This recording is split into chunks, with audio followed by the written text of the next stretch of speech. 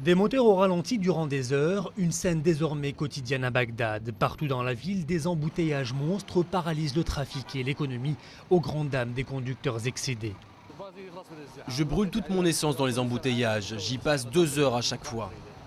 La cause de ce ralentissement généralisé de la circulation, le retour en ville des barrages de sécurité. Des kilomètres de voitures sont immobilisés toute la journée à des points de contrôle. Les véhicules sont longuement fouillés, passés au détecteur d'explosifs. Les passagers sont systématiquement contrôlés.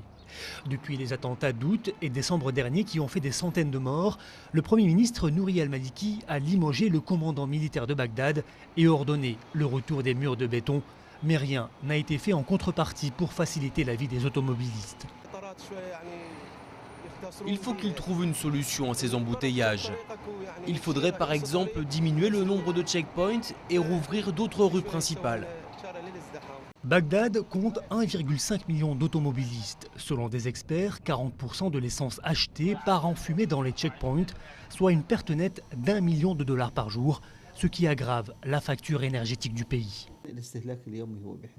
Nous distribuons chaque jour 15 à 16 millions de litres d'essence dans tout le pays.